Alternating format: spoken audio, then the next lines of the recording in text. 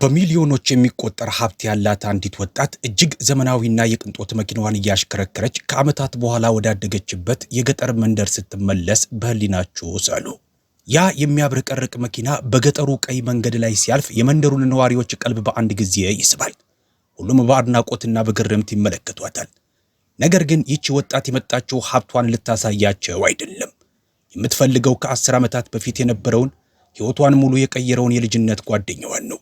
የሚያስደነግጠው ግን በየመንገዱ ለምታነሳው ጥያቄ ማንም አጥጋቢ መልስ ሊሰጣት አልፈለገም። የመንደሩ ነዋሪዎች ስሙን ሲሰሙ ይደነግጣሉ፣ አይኖቻቸውን ያሸሻሉ። በመንደሩም ላይ ፍጹም የሆነ ከባድና አስፈሪ የዝምታ ድባብ ይሰፍናል። ማንም ሊናገር የማይደፍረው ምን የተደበቀ ምስጢር አለ? ተስፋ ሳትቆርጥ መኪናዋን እየነዳች በመቀጠል ከመንደሩ ገለል ብላ ወደምትገኝ አንዲት ትንሽና አሮጌ ጎጆ ታመራለች። በሩን ገፍታ ስትከፍት ግን የምታገኘው ነገር ከምትገምተው በላይ ነበር። ለዕጣ ፈንታቸው ብቻቸውን ተጥለው የሚማቅቁ ሁለት ትናንሽ ሕፃናቶች። በዚያች ሰከንድ በዚያች ጠባብ ጎጆ ውስጥ የምትወስደው ውሳኔ እነዚህን ሕፃናት ዕጣ ፈንታ ብቻ ሳይሆን ማንም ሊገምተው ከሚችለው በላይ የብዙ ሰዎችን ሕይወት እስከ ወዲያኛው የሚቀይር ይሆናል። ለመሆኑ ይህች ወጣት እዚህ ደረጃ ላይ እንዴት ልትደርስ ቻለች?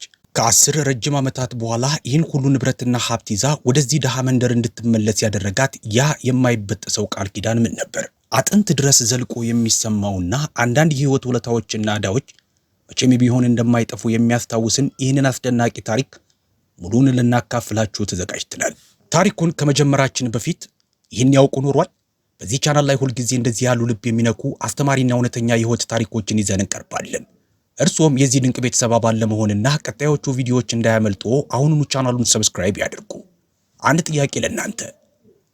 ይህንን ቪዲዮ በአሁኑ ሰዓት ከየትኛው የዓለም ክፍል ከየትኛው ሀገር ወይም ከተማ ሆናችሁ እየተከታተላችሁት ነው? በኮሜንት መስጫው ላይ በመጻፍ አብሮነታችሁን ያሳዩን። ቪዲዮንም ላይክ በማድረግ ጀምሩ። አሁን ቀጥታ ወደ ታሪኩ እንለፍ። የማለዳው ቅዝቃዜና ስስ ጭጋግ በምዕራብ አፍሪካ ቀይ መንገዶች ላይ እንደ ውብ መጋረጃ ተዘርግቶ ነበር። ጊዜው ገና ማልዶ ነበር። የ23 ዓመቷ አሚና አዲስና የሚያንጸባርቀውን የሬንጅ ሮቨር መኪናዋን እያሽከረከረች በዝምታ ትጓዛለች። ካስደረገችው ጥቁር የመኪናዋ መስኮት በስተጀርባ ሆና በደንብ የምታውቀውንና የልጅነት ትዝታዋ ያረፈበትን መልክዓ ምድር በዓይኖቿ ትቃኝ ነበር። ንግድ፣ ትርፍና ቁጥሮች ብቻ የህይወት እስትንፋስ በሆኑበት ታዋቂ ቤተሰብ ውስጥ ለበርካታ ዓመታት በትዳር በመቆየቷ ውሎ አድሮ እሷም ወደዚሁ የቢዝነስ ዓለም ተቀላቅላ ነበር። አሁን ላይ የንግድ ስራዎቿ ልክ ከባድ የዝናብ ወቅት በኋላ እንደሚበቅል ለም ሰብል በየቀኑ እያበቡና እየጎለበቱላት ይገኛሉ። በዚያች ማለዳ አሚና በማዲናን ከተማ ከነበረውና ልክ እንደ አንድ ውብ የዳንስ ትርኢት ፍጹም በሆነ ስኬት ከተጠናቀቀው ወሳኝ የንግድ ስብሰባ እየወጣች ነበር። ትልቁ የቢዝነስ ውል በተሳካ ሁኔታ በመፈረሙ ምክንያት በፊቷ ላይ ታላቅ የእርካታና የኩራት ስሜት ይነበብ ነበር። ነገር ግን ዕጣ ፈንታ ለእሷ ሌላ ፈጽሞ ያልጠበቀችውን አዲስ ዜማ አዘጋጅቶላት ነበር። ወደ ከተማ በሚመልሳቸው መንገድ ላይ ሳሉ መኪናዋ አንድ ጭር ያለ ሰፊ ሜዳን ማቋረጥ ጀመረች። ፀሐይ ቀስ በቀስ እየወጣች ምድሪቱን በሐሩር ማቃጠል በጀመረችበት በዚያ ሰዓት ከሩቅ አንድ ቀጭን ወጣት እረኛ ፍየሎቹን በዝምታ ሲያገድ ይታይ ነበር። አሚና በአጋጣሚ አይኖቿን በዚያ እረኛ ላይ ተከለች። በዚያች ቅጽበት በድንገት የጊዜ ጉዞ ያቆመ መሰለ። በውስጧ ፍጹም ሞቅ ያለና ያልታሰበ የትዝታ ማዕበል ተቀስቅሶ ወደ ሌላ የራቀ ስፍራና ጊዜ ጠልፎ ወሰዳት። በጥቅምና በስሌት ከተሳሰረው የአሁኑ ትዳሯ በፊት ከቁጥሮችና ከስብሰባዎች ዓለም እጅግ አስቀድሞ ወደ ነበረው የልጅነት ጊዜዋ ተመልሳ ልቧ በደነገጠ ስሜት ክፉኛ መምታት ጀመረ። ከሰርጓ ቀን ጀምሮ ታማኝ አሽከርካሪዋ ወደ ሆነውና ሁልጊዜ በአክብሮትና በፍቅር አጎቴ ማማዱ እያለች ወደምትጠራው አዛውንት ሹፌር ጠጋለችና በቁርጠኝነት ድምፅ ተናገረች። አጎቴ ማማዱ፣ መኪናውን አሁኑኑ አቁመው፣ መንገዳችንን መቀየር አለብን። የመኪናው ከባድ ሞተር አጓራና አቧራ እያስነሳ ድንገት ቆመ። በዙሪያውም ረጭ ያለ ዝምታ ሰፈነ። ማማዱ በመገረምና ግራ በመጋባት ወደ ኋላ ዞሮ አያትና ወዴት እንድንሆን ብቻ ንገርኝ ልጄ፣ ምን ተፈጠረ አላት። አሚና ግን አሁንም አይኖቿን ከዚህ አድማስ ላይ ሳትነቅል በጥልቀት ተነፈሰች። ከዚህ የ30 ደቂቃ መንገድ ብቻ ወደሚፈጀው እዚያ ማዶ ወደሚገኘው ወደ ባንዲዮሮ መንደር እንሂድ። ማማዱ በመገረም አይኖቹ በሰፊው ፈጠጡ። በእነዚህ ሁሉ ረጅም ዓመታት ውስጥ አሚና የዚያን ስፍራ ስም አንድም ቀን እንኳ በከንፈሮቿ አንስታ አታውቅም ነበር። ከዚህ ፈጽሞ ካልታሰበውና ድንገተኛ ከሆነው መዳረሻ በስተጀርባ ምን አይነት ታላቅ ምስጢር ተደብቆ ሊሆን ይችላል? በሽበታ አዛውንቱ ልብ ውስጥ ቀላል የማይባል የጭንቀትና የጥርጣሬ ስሜት ቢመላለስም ለዓመታት ለለመደው ታማኝነት ታዞ ምንም ተጨማሪ ጥያቄ ሳይጠይቅ የመኪናውን መሪ በኃይል አዞረው። ዘመናዊው ሬንጅ ሮቨር አስፋልቱን ለቆ ወደ ገጠሩ መንገድ ሲታጠፍ መንገዱ በደረቁና ባዶ በሆኑ ማሳዎች መካከል እያቋረጠ ይዞር ጀመር። ከኋላውም ትልቅ የቀይ አቧራ ደመና ይነሳ ነበር። አሚና ባልታሰበ ሁኔታ ፊቷ ላይ ረቂቅና ለስላሳ ፈገግታ እየተነበበ እይታዋን በመስኮቱ በኩል ወደ ውጭ ሰዳ ወደ ጥልቅ የሐሳብ ባህር ነጎረች።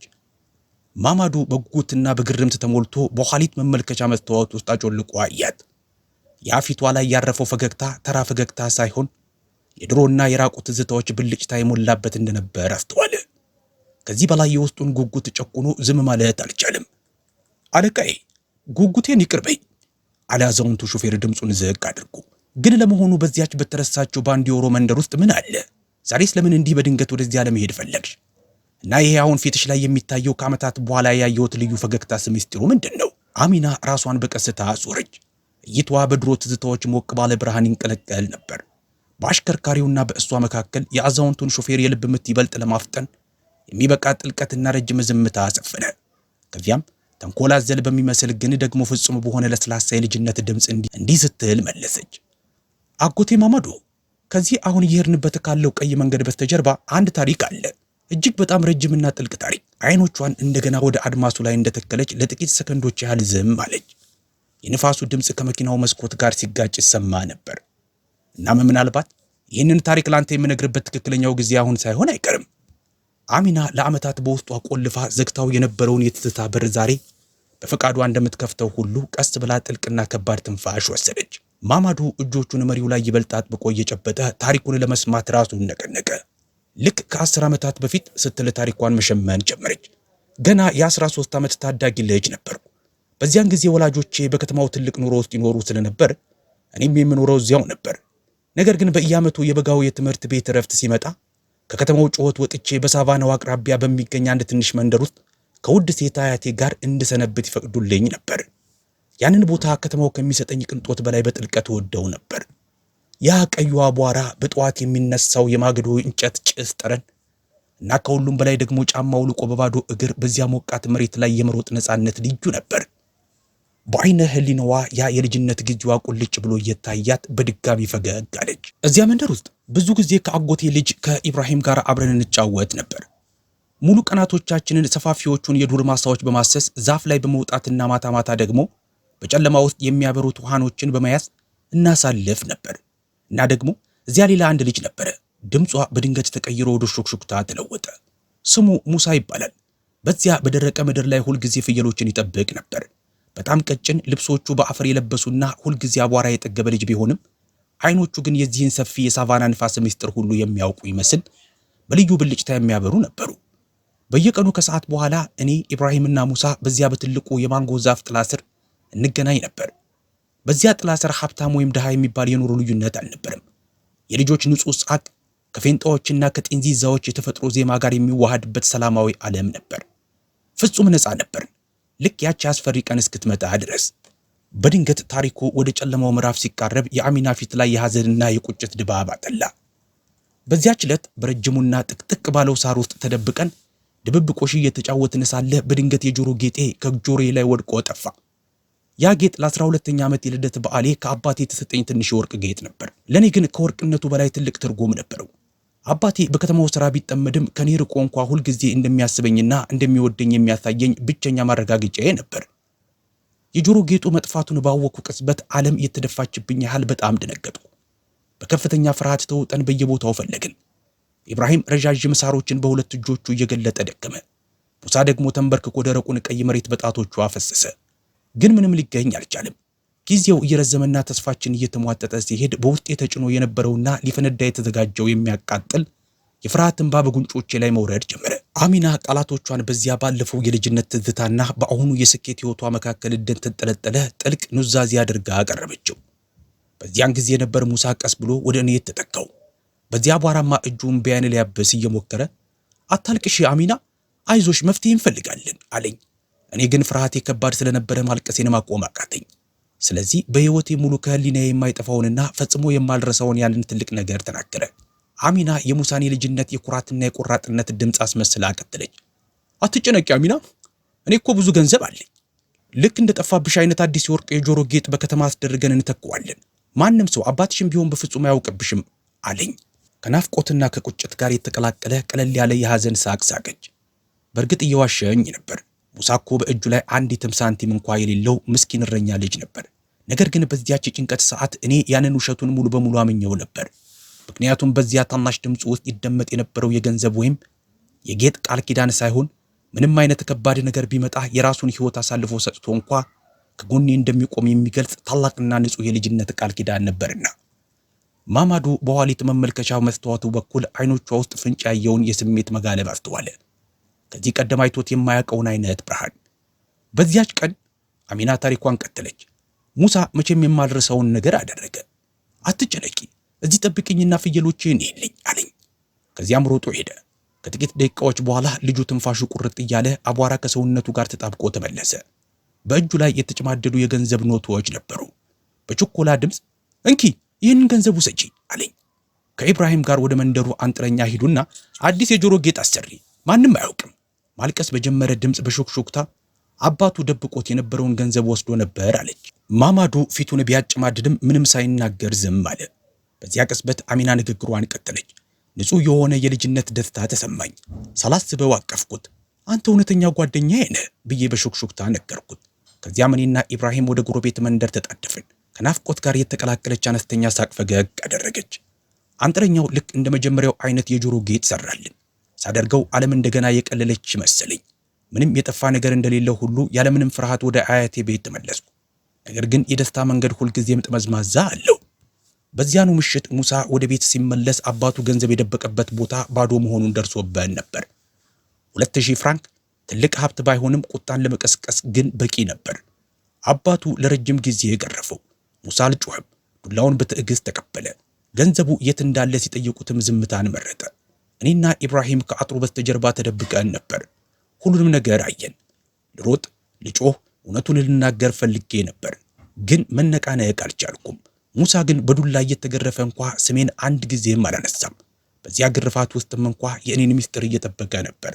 በአይነ ህሊናዋ ላይ ተጣብቆ የቀረውን ምስል ለማጥፋት በሚመስል መልኩ በረጅሙ ተነፈሰኝ። በመጨረሻም አባቱ ሲደክመው መሬት ላይ እንደተቀመጠ እይታው እንደጠፋ ብቻውን ትቶት ሄደ። ሙሳ አይኖቹን መሬት ላይ ተክሎ እጆቹ እየተንቀጠቀጡ ነገር ግን አፉን እንደዘጋ እዚያው ቀረ። በዚያ ምሽት አሚና በሹክሹክታ ተናገረች። ገንዘብ የሚኖረኝ ቀን እያንዳንዱን ሳንቲም እንደምመልስና ይህንን ሌባ የሚል ክስ እንደማጠፋለት ማልኩ። ነገር ግን የ13 ዓመት ልጅ ነበርኩና በኪሴ ውስጥ አንዲት ፍራንክ እንኳ አልነበረችኝም። ስለዚህ ማድረግ የምችለው አንድ ነገር ብቻ ነበር፣ ማስታወስ። አሚና በአሁኑ ጊዜና በትዝታው ሂደት ውስጥ አይኖቿን እንደጣለች በመስኮት በኩል ወደ ኋላ የሚያልፈውን መልክዓ ምድር በዝምታ ትከታተል ነበር። እያደግኩ መጣው። ያንን ምንም ግድ የማይሰጠውንና ነፃ የሆነውን የልጅነት ሕይወቴን ወደ ኋላ ተውኩት። ከዚያም አንድ ቀን ወላጆቼ ትዳር የሚይዝበት ጊዜ እንደደረሰ ወሰኑ። ስመጥር ከሆነ የነጋዴ ቤተሰብ ከተገኘ ሰው ጋር ተዳርኩ። በዚያ ቤተሰብ ውስጥ ሁሉም ሰው የሚያወራው ስለ ንግድ፣ ስለ ገንዘብና ስለ ስልት ብቻ ነበር። ሌላ ነገር ቦታ አልነበረውም። ስለዚህ እኔም የራሴን የንግድ ሥራ መገንባት ጀመርኩ። ትርጉም የለሹን የሕይወት ክፍተቴን በሥራ ለመሙላት ያለ እረፍትና ያለ መታካት ሠራው። ቀስ በቀስም ኩባንያዬን ማንም ሰው ሊጠራጠረኝ ወደማይችልበት ከፍተኛ ደረጃ አደረስኩት። እይታዋን ወደ ማማዶ መለሰች። አዛውንቱ ሾፌር በትኩረት ያዳምጣት ነበር። ከመጀመሪያው ቀን ጀምሮ ሁልጊዜም ከጎኔ ነበርክ አይደል አጎቴ? እንደ ሾፌሬ ሚስጥሬን እንደምነግረው የቅርብ ሰውና ከሞላ ጎደል እንደ አባት ሆነህ አገልግለኸኛል። በዛ ሁሉ ውጣ ውረድ ውስጥ ጸጥተኛው ብርታት ያንተ ነበር። አዛውንቱ ተሳፋሪው በሰጠችው ጥልቅ እምነት ልቡ ተነክቶ ራሱን ባወንታ ነቀነቀ። አሚና ንግግሯን ቀጠለች። ቅድም ያንን ወጣት እረኛ ሳየው የልጅነት ጊዜን ያሳለፍኩባቸውን እነዚያን መሬቶች አስታወስኩ። የቀድሞ መንደሬ ከዚህ ብዙም አይርቅም። ስለዚህ ለራሴ እንዲህ አልኩት፣ ምናልባት በመጨረሻ ሂጄ ሙሳን ባይወስድ ዛሬ ያኔ የሰጠኝን ውድ ነገር ልመልስለት ፈልጋለሁ። የተመታው ለገንዘብ ብሎ አልነበረም። ያ ገንዘብ አሁን ምንም ዋጋ የለውም፣ ግን ለእውነተኛ እውቅናና ውለታ ነው። እርሱ ያኔ 2000 ፍራንክ ሰጥቶኝ በእኔ ምትክ ዱላውንና ህመሙን ተቀበለ። ቢያንስ ከልብ የሆነ ምስጋና ቃል ይገባዋል። የቱንም ያህል ሀብታም ብሆን ያንን ዕዳ መክፈል አልችልም። ማማዱ በዚህ ያልተጠበቀና ያልተለመደ የታማኝነት ስሜት ክፉኛ ተነክቶ መሪውን አጥብቆ ያዘ። እንግዲያውስ ሄደን እንፈልገዋለን። መኪናዋ ፍጥነት ጨምራ ቀዩን የአቧራ መንገድ እያቆራረጠች መጓዝ ጀመረች። አሚና አቅጣጫውን ትነግረው ነበር። ያንዳንዱ መታጠፊያ መቼም ወደማትረሳውና ውስጧ ተዳፍኖ ወደ ቆየው ያለፈ ታሪኳ ይበልጥ ያቀርባት ነበር። በደንብ የምታውቃቸው የማንጎ ዛፎች፣ ከጭቃ የተሰሩት ጎጆዎችና የልጆች የጨዋታ ሳቅ ከሩቅ ይሰማና ይታይ ጀመር። ከዚያም በመጨረሻ ያቺ ቤት ታየች፣ የሙሳ ቤት። መኪናዋ ከትንሽዬና ጠባብ ከሆነችው የጭቃ ግቢ ፊት ለፊት ስትቆም ሰዓቱ ከቀኑ 9 ሰዓት አልፎ ነበር። ልዩነቱ እጅግ አስገራሚና ዓይን የሚጠልፍ ነበር። በሚያቃጥለው የከሰዓት ፀሐይ ስር የሚያንጸባርቀው እጅግ ዘመናዊና ውድ የሆነው የመኪናዋ አካል በጊዜ ሂደት ውስጥ ከበረደች ቀላልና ልትፈርስ ከተቃረበች ጎጆ ፊት ለፊት ቆሟል። ጎረቤቶች በሞተሩ ድምፅና በመኪናዋ ድምቀት ተስበው በድንጋጤ አንድ በአንድ ከየቤታቸው መውጣት ጀመሩ። የጉጉት እይታዎች፣ የሹክሹክታ ድምጾች በየቦታው ተሰሙ። እንደዚህ ያለ መኪና ይዞ ወደዚህ ድሃ መንደር የሚመጣ ማን ሊሆን ይችላል? አሚና የመኪናዋን በር ከፈተች። የብረቱ መክፈቻ ድምፅ የሁሉንም ሰው የጋራ መንቀጥቀጥ የፈጠረ ይመስል ነበር። በሞቃታማው አየር ላይ የሚውለበለበው ውብ ልብሷ ክብሯን እያሳየ በዝግታና በልበ ሙሉነት ወደፊት ተራመደች። ከአንድ ጎረቤት ፊቱ ላይ መገረም የሚነበብበት አንድ አዛውንት ቀስ ብሎ ወደ እሷ ተጠጋ።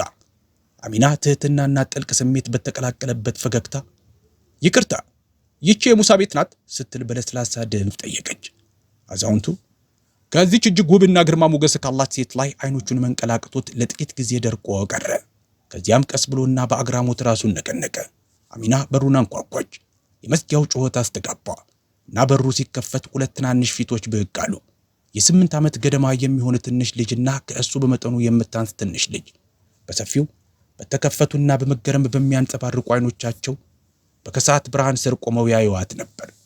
አሚና በትኩረት ተመለከተቻቸው። አእምሮዋ ነገሩን ከማረጋገጡ በፊት ልቧ ክፉኛ መታ፣ ዘለለ። እነዚህ ልጆች የእርሱ ትክክለኛ ቅጂዎች ነበሩ። ተመሳሳይ እይታ፣ ተመሳሳይ ንጹህነት፣ የሙሳ ልጆች መሆናቸው አያጠራጥርህም ነበር። በከንፈሮቿ ላይ የርኅራኄ ፈገግታ እያሳየች ቀስ ብላ ወደ እነሱ ጎንበስ አለች። ውዶቼ አባታችሁ እዚህ አለ ስትል ጠየቀቻቸው። ልጁ አይናፋርነትና ግራ መጋባት በሚታይበት ሁኔታ ቀስ ብሎ ራሱን ነቀነቀ። የልጁ ንጹህ ድምፅ አየሩን ሰነጠቀው። አባባ አሁን እዚህ የለም። አሚና ገና አፏን ከፍታ አንድም ቃል ከመተንፈሷ በፊት ከኋላዋ በሐዘን የተዋጠ የአንድ ጎልማሳ ሰው ድምፅ ተሰማ። እመቤቴ፣ የልጆቹ አባት ከዚህ ዓለም በሞት ከተለየ እኮ ረጅም ጊዜ ሆኖታል። ነፍሱን በአጸደ ገነት ያኑረውና አሁን እናታቸው ብቻዋን በብዙ ድካም ነው የምታሳድጋቸው። ይህ ቃል የአሚናን ጆሮ ሲመታ የቆመችበት ጠንካራ መሬት የተሰነጠቀ ያህል ተሰማት። ድንገተኛና አረመኔያዊ የሆነ የማዞር ስሜት ወረራት። በዙሪያዋ ያለው የከሰዓት ሞቃታማ አየር በአንድ የቀዘቀዘ መሰላት። ሙሳ አልነበረም።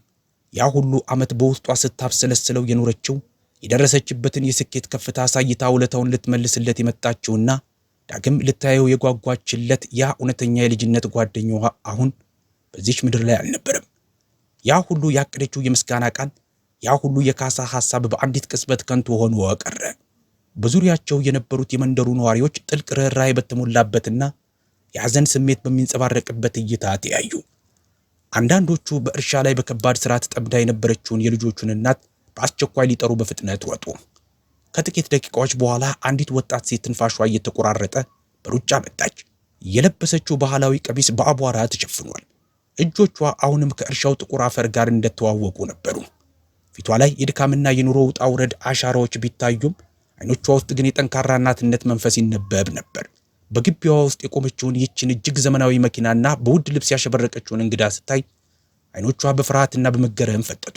ልጆቿን ከማንኛውም ያልታሰበ አደጋ ለመጠበቅ በሚመስል የደም ነፍስ ስሜት ወደ እነርሱ ጠጋ አለች። ጤና ይስጥልኝ እመቤቴ፣ ማን ልበል? ከኔ ምን ፈልገው ነው ስትል በጥንቃቄ ነገር ግን የገጠር ትህትና በተሞላበት አንደበት ጠየቀቻት።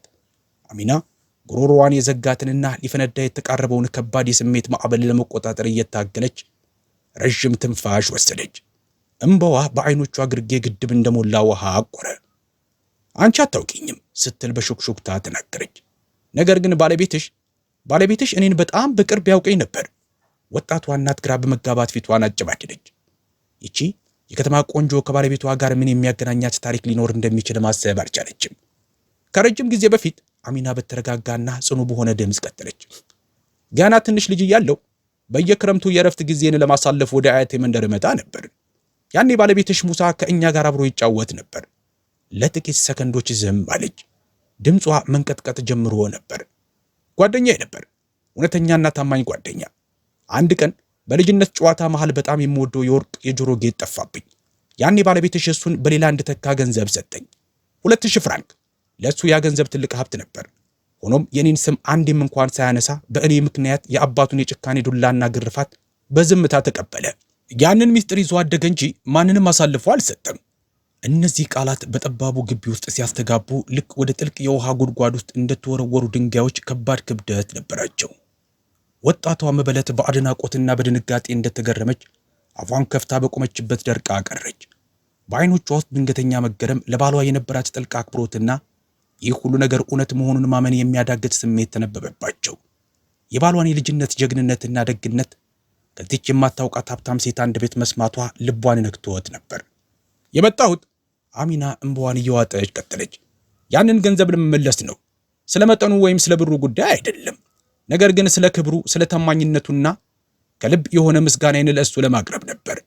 በስፍራው ጥልቅ ዝምታ ሰፈነ። የነገሩን ትርጉም በውል ያልተረዱት ትናንሽ ልጆች እናታቸው ላይ ወደ ታየው ስሜት እየተመለከቱ ወደ እሷ ጉልበት ይበልጥ ተጠቁ። መበለቲቱ በአሚና ታማኝነት፣ ግልጽነትና ላለፈው ጊዜ በሰጠችው ክብር ክፉኛ ልቧ ስለተነካ ምንም ቃል ሳትናገር በእጇ ምልክት ወደ ደሳሳ ጎጆዋ እንድትገባ በክብር ጋበዘቻት። በዙሪያው ተሰብስበው የነበሩት ጎረቤቶች ይህ ጉዳይ ከቀላል የከተሜ መኪና እይታ ጉጉት ያለፈ ጥልቅ የታሪክ ምስጢር እንዳለው ስለተረዱ በዝምታና በአክብሮት ቀስ እያሉ ወደ የቤታቸው ተበተኑ። ሁልጊዜም ታማኝና ጥለዋ የሆነው አጎቷ ማማዱም የሁኔታውን ክብደት ተረድቶ ያለምንም ቃል አክብሮታዊ በሆነ ዝምታ ተከተላል። የቤቱ ውስጥ እጅግ ልብ የሚሰብርና አቅም ያጠረው ነበር። በቀኑ ከፍተኛ ሙቀት የተነሳ ትንፋሽ የሚያጥርበትና የተሰነጣጠቁ የጭቃ ግድግዳዎች ያሉት ጭር ያለ ማረፊያ፣ ጠባብ ከሆነችው ብቸኛ መስኮት ሾልኮ የገባው የከሰዓቱ ወርቃማ የፀሐይ ብርሃን የቤቱን ጨለማ በመስበር በአየሩ ላይ የሚጨፍሩትን የአቧራ ብናኞችና በረጅም ጊዜ አጠቃቀም የተሟጠጡና የማይመሳሰሉ ያረጁ የእንጨት ወንበሮችን ያበራ ነበር። ርኅራኄ በሌለው የፀሐይ ሐሩር ገርጥቶና እኩል ባልሆነ ጭቃ በተለጠፈው ባዶ ግድግዳ ላይ የቤቱ ብቸኛ ጌጥ የሆነ አንድ በክፈፍ የተጠረዘ ፎቶግራፍ ተሰቅሏል። ሙሳ በፎቶ ላይ ሙሉ ጎልማሳ ሆኖ ቢታይም በአንድ ወቅት ታውቀው የነበረው ያ ተንኮለኛና እጅግ ታማኝ የልጅነት መንፈሱ አሁንም ድረስ በዓይኖቹ ውስጥ ሕያው ሆኖ ይታይ ነበር። በአቧራማው መስታወት ጀርባ በጊዜ የተገታው ፈገግታው በሺዎች የሚቆጠሩ የድሮ ትዝታዎችን ወደ አእምሮ አምጥቶ አርከፈከፈባት። የሳቫና ሳሮች ሽርሽር፣ በጠባብ ትከሻዎቹ ላይ የተሸከሙ የከባድ ሚስጥር ክብደት። አሚና ትንፋሿ ጉሮሮዋ ላይ እየተናነቃት እይታዋን በምስሉ ላይ እንደተከለች ወደ ፎቶ ተጠጋች። ያጌጡ ጥፍሮቿ ከፎቶ ክፈፍ ጥቂት ሚሊሜትሮች ርቀው ሲያንዣብቡ ነፍሷ በኃይል እየተንቀጠቀጠች ቢሆንም ስትናገር ድምጿ በትንሹ ይንቀጠቀጥ ነበር። አይኖቿን ከፊቱ ላይ መንቀል አቅቷት እባክሽ ንገሪኝ ስትል በሹክሹክታ ጠየቀች። እንዴት ነው ያለፈው? ወጣቷ ሴት ሰውነቷን አሸጋሸገች። የዕለታዊ የኑሮ ትግል ድካሟ የትከሻዋን መድከም ይበልጥ ጎልቶ እንዲታይ ያደረገው። የደነደኑና በአፈር የቆሸሹ እጆቿን በደበዘዘው ቀሚሷ ላይ በፍርሃት እያጣመረች አይኖቿን ወደ ታች ሰበረች።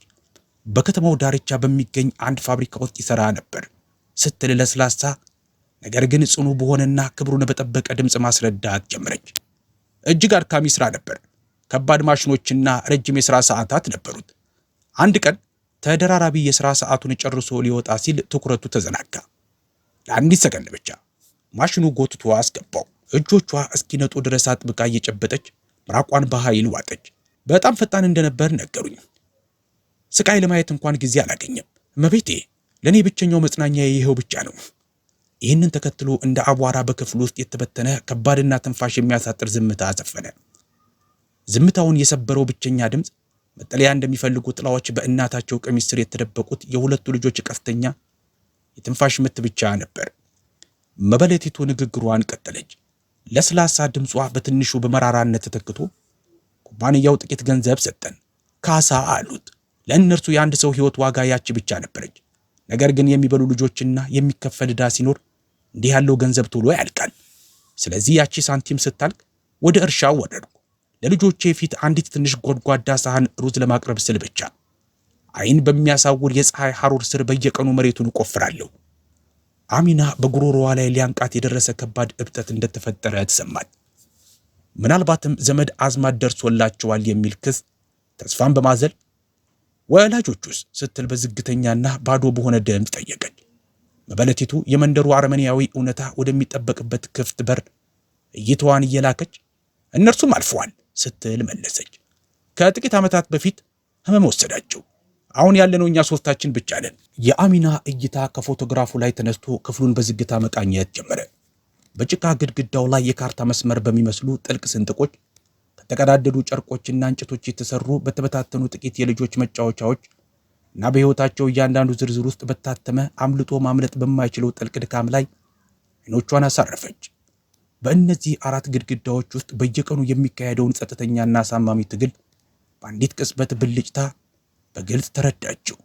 ይህ ሁኔታ ከእርሷ እጅግ የተንደላቀቀ ሕይወት ጋር ፍጹም ተቃራኒ ነበር። በከፊልም ቢሆን የዚህ ሰው የልጅነት መስዋዕትነት መሠረት ላይ የተገነባ ሕይወት። እጅግ ውድ የሆነው የሐር ልብሷ በአቧራማው መሬት ላይ መውደቁን ምንም ግድ ሳትሰጥ ከልጆቹ ጋር በዓይን እኩል ለመታየት ተንበረከከች። እናታዊ ሙቀት በተሞላበት አንደበትም ልጆቹን በእርጋታ ጠራቻቸው። ኑ መልአኮቼ፣ አትፍሩ፣ እስኪ ንገሩኝ፣ ስንተኛ ክፍል ናችሁ? ልጁና እህቱ ማንም ልጅ ሊኖረው የማይገባውን የብስለት መንፈስ በሚያንጸባርቁ ሰፋፊ ዓይኖቻቸው አንዱ ሌላውን በረዥሙና በጥርጣሬ የተያዩ። ልጁ የሰውነት ክብደቱን ወደ አንደኛው እግሩ አጋድሎ ባዶ እግሮቹን በደረቁ መሬት ላይ እያሻሸ ቆመ። በመጨረሻም ደካማና በሞቃታማው አየር ውስጥ በሹክሹክታ በሚጠፋ ድምፅ እንዲህ ሲል መለሰ። አሁን ትምህርት ቤት አንሄድም። አባባ ከሄደ ጊዜ ጀምሮ ማማ የደንብ ልብስና ደብተሮች የምትገዛበት አቅም የላትም። እዚሁ እንውላለን ወይም እርሷን እናግዛታለን። ቃላቶቹ በክፍሉ ሞቃታማ አየር ውስጥ እንደ በረዶ ዝናብ ወረዱ። የነበረውንም የቀረ ሙቀት ስሜት አጠፉት። በበሩ አቅራቢያ የቆመው ማማዱ የተጋለጠበትን የስሜት ማዕበል ለመቆጣጠር እየታገለ መንጋጋውን አጥብቆና ያረጁ እጆቹን በኃይል ጨምድዶ ዓይኖቹን ወደ ሌላ አቅጣጫ መለሰ። ለአሚና ዓለም ፈራረሰች። በደረቷ ውስጥ አንድ ጥልቅ ነገር ሲሰበር ተሰማት። ነገር ግን ያ የተሰበረ ነገር ወዲያውኑ እጅግ ወደ ጠነከረ ወደማይበገርና ወደ ጽኑ ቁርጠኝነት ተለወጠ። ጸጥተኛና አጉረምራሚ ያልሆነው የልጆቹ ንጹሕና በአሚና ዓይኖች ውስጥ የሚያቃጥል ስሜት ፈጠረ። እንባዎቿ እንዲወርዱ ግን አልፈቀደችም። ግድግዳዎቿ እየተላጡ ባሉ በዚች ደካማ ክፍል ውስጥ የዓለም ግዴለሽነትና ኢፍትሐዊነት አባት በሌላቸው በእነዚህ ሁለት ውብ ሕፃናት ፊት ላይ ተስሎ ይታይ ነበር። እጅግ ግዙፍ የሆነ ዕዳ ለመክፈል 10 ዓመታትን ጠብቆ ነበር። ጣፈንታም ልትሆን ወደሚገባ ትክክለኛ ቦታ አምጥቷታል። አሚና ያለፈውን ማቅማማቷን አራግፋ እንደምትጥል ሁሉ ከልብሷ ላይ ቀዩን አቧራ እያራገፈች በቀስታ ተነስታች። ትልልቅ የንግድ ስብሰባዎችን እንደምትመራና ታላላቅ የንግድ ግዛቶችን እንደገነባች ኃያል ሴት ዓይኖቿ በአስፈሪ እሳት እየነደዱ ወደ ወጣቷ መበለት ዞረች። ነገር ግን ድምጿ አሁንም እጅግ የለዘበና ለስላሳ ነበረ። የሙሉ ለሙሉ የተቀየረው የነገ ሕይወት ጣፈንታቸውን ክብደት በእያንዳንዱ ቃላቶቿ ላይ ያንጠለጠለች። እስኪ ንገሪኝ ስትል ጠየቀቻት። በቀን ስንት ታገኛለሽ? ወጣቷ ሴት በከባድ ሐዘን በረዥሙ ተነፈሰች። በድካም የዛሉትና ያረጁ እጆቿ የለበሰችውን የደበዘዘ ቀሚስ ጫፍ በኃይል ጨምድደው ይዘዋል። የኑሮዋ ክብደት በትከሻዋ ላይ ያረፈ ይመስል አንገቷን ደፍታ በቀን 500 ፍራንክ፣ በወር ደግሞ 15000 ፍራንክ ብቻ ነው የማገኘው ስትል በሹክሹክታ ተናገረች። ይህችም ብትሆን የልጆችን የዕለት ጉርስ ለመሸፈን ያህል ብቻ ናት። ለትምህርት ቤት ክፍያ፣ ለልብስና ሌሎች መሠረታዊ ነገሮች የሚሆን አንዳችም አቅም የለኝም። ይህንን ስትናገር ለረዥም ጊዜ በውስጧ አምቃ ይዘው የነበረውን እንባዋን ለመቆጣጠር ብትታገልም አቅም አንሷት በደረቁ ጉንጮቿ ላይ ሞልቶ ፈሰሰ። ድምጿ በሐዘን እየተቆራረጠ ስለዚህ እንደ እናትነቴ አቅሜ የፈቀደውንና የምችለውን ሁሉ ከማድረግ ውጭ ሌላ አማራጭ የለኝም አለች። አሚና ወደ እርሷ ይበልጥ ተጠጋች።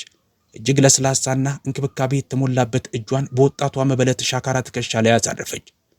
በእነዚህ ሁለት የተለያዩ ዓለማት መሃል ያለውን ርቀት በሚያጠብ የርኅራኄ ስሜት እህቴ እባክሽ አታልቅሺ አለቻት በሩህሩህ አንደበት። አንቺ እኮ የልብ ጓደኛዬ ሚስት ነሽ። እኔ እዚህ የመጣሁት ጥቂት ገንዘብ ሰጥቼሽ ሊሄድ ወይም ጊዜያዊ እፎይታ ልፈጥርልሽ አይደለም። የሕይወትሽን አቅጣጫ ሙሉ በሙሉ የሚቀይር አዲስ መንገድ ላሳይሽ ነው የምፈልገው። መበለቲቱ በሐፍረት ስሜት አንገቷን ደፍታ የተሰበረ ክብሯን ለመጠበቅ በሚመስል ሁኔታ አይሆንም እመቤቴ፣ እኛ ምጽዋት አንፈልግም። ምንም ቢከፋን በራሳችን ጥረት መኖር እንችላለን በማለት መለሰች። አሚና በቆራጥነት ነገር ግን ጥልቅ ፍቅርና አክብሮት በተሞላበት ድምፅ አቋረጠቻት።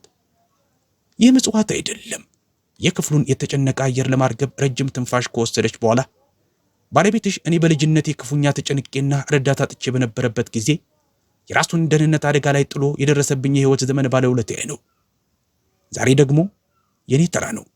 ያንን ታላቅ የክብር ዕዳ ለመመለስ ነው የመጣሁት። አሚና ይህንን ስትል ፊቷ ላይ የታየው ብሩህ ፈገግታ በዚያች ጨለማና ጭር ባለች ጎጆ ውስጥ አዲስ የተስፋ ብርሃን ፈነጠቀች። ነገ ጠዋት እመለሳለሁ በማለት ጽኑ ቃል ገብታ ወጣች።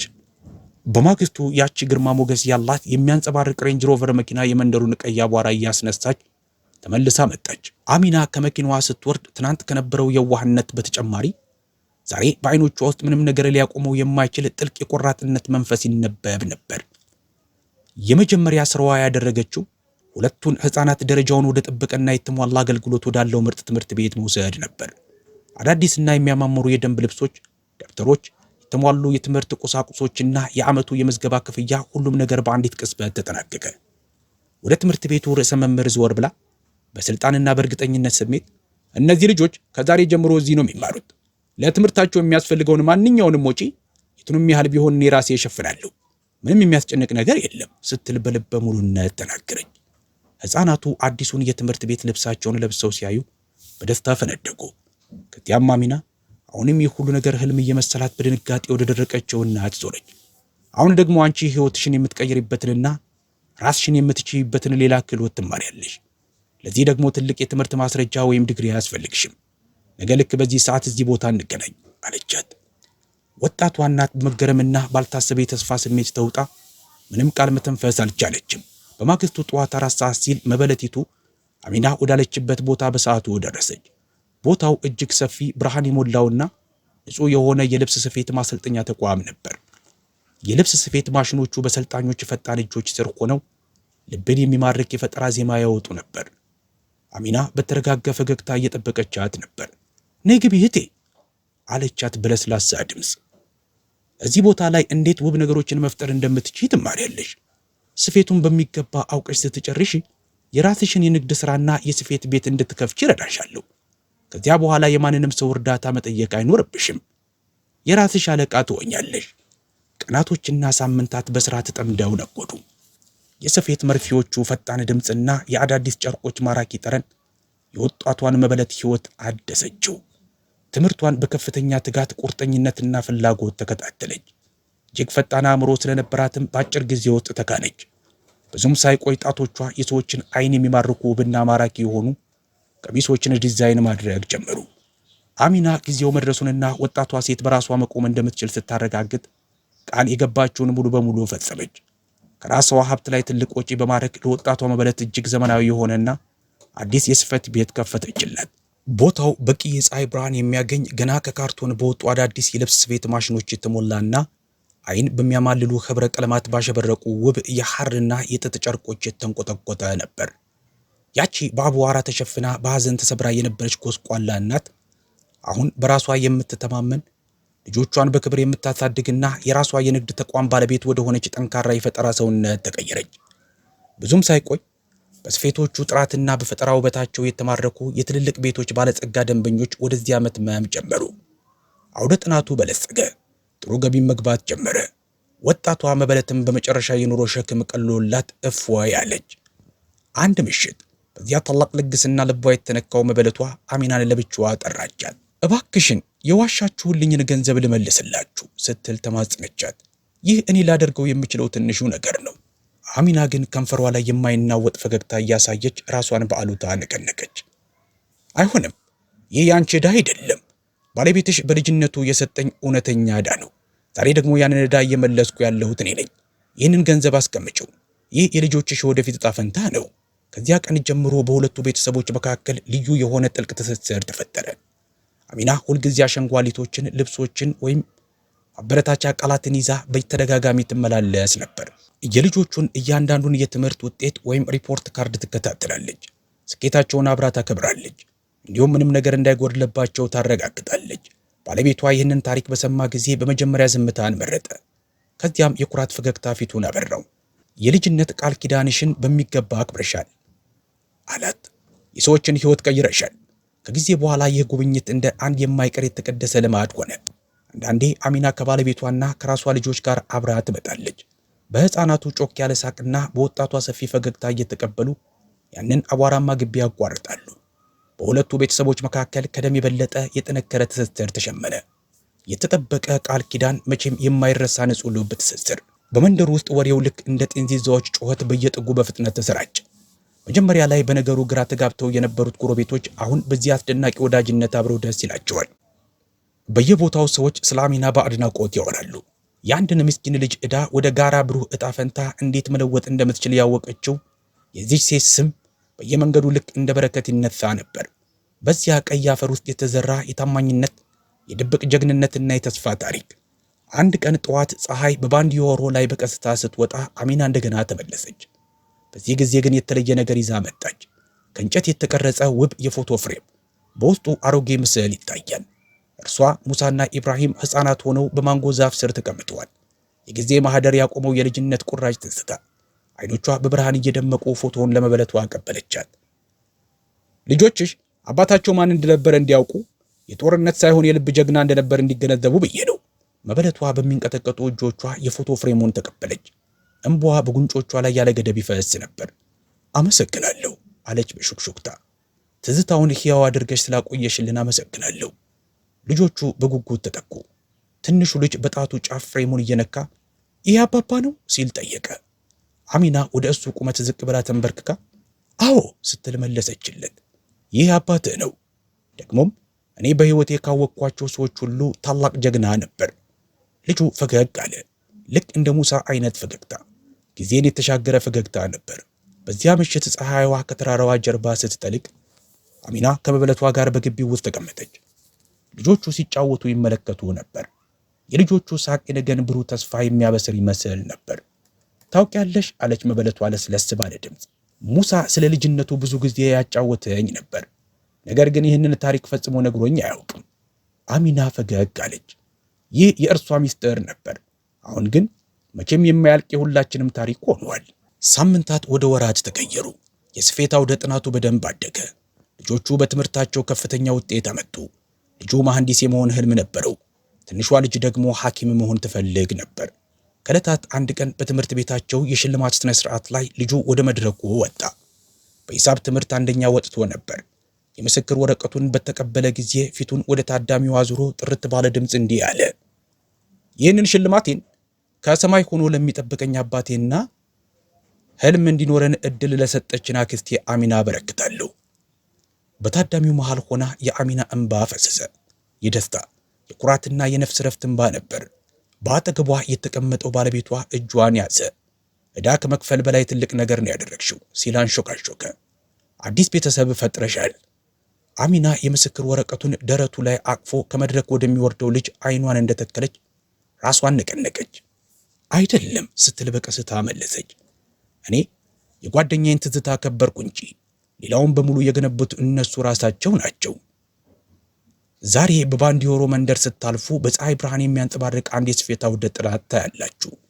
ከሱቁ በራፍ ላይ የሙሳ ስፌት አውደ ጥናት የሚል የዘላለም መታሰቢያ የሆነ ውብ ስም ተጽፏል። በውስጡ አንዲት ሴት በጨርቆች ተአምር እየሰራች በጸጋ ትሰራለች። ንጹህ የትምህርት ቤት የደንብ ልብስ የለበሱ ልጆቿ ወደ ክፍል ከመግባታቸው በፊት ሰላም ሊሏት ብቅ ይላሉ። አልፎ አልፎም አንዲት የሚያብረቀርቅ ሬንጅ ሮቨር መኪና በሱቁ በር ላይ ትቆማለች። አንዲት ሴት ስጦታዎችንና ፈገግታ ታቅፋ ትወርዳለች። ልጆቹም አክስቴ አሚና እያሉ እየጮሁ ወደ እሷ ይሮጣሉ። በመንደሩ ውስጥ አዛውንቶች ይህንን ታሪክ ለወጣቶች ይነግሯቸዋል። በ13 ዓመት ዕድሜ የተገነባን የቃል ኪዳን ታሪክ፣ 10 ዓመታትን፣ ሀብትን፣ ትዳርንና ርቀትን የተሻገረ ቃል ኪዳን፣ የሰዎችን ሕይወት የቀየረ ቃል ኪዳን። አንዲት ተራ የወርቅ ጉትቻ እንዴት የዘላለማዊ ጓደኝነት ምልክት እንደሆነች፣ 2000 ፍራንክ እንዴት ወደ ሙሉ የነገ ብሩህ ተስፋ እንደተለወጠ ይተርካሉ። ሁልጊዜም ታሪካቸውን የሚያጠናቅቁት በተመሳሳይ መንገድ ነው። አያችሁ፣ አንድ ቀላል የደግነት ሥራ ዓመታትን ሊሻገር ይችላል። ዕጣ ፈንታን ሊቀይርና የተሻለ የነገን ጊዜ ሊያሳብብ ይችላል። ምክንያቱም እውነተኛ ሀብት የሚለካው በገንዘብ ሳይሆን በልብ ነውና። አሚና ደግሞ ሁለቱም ነበራት።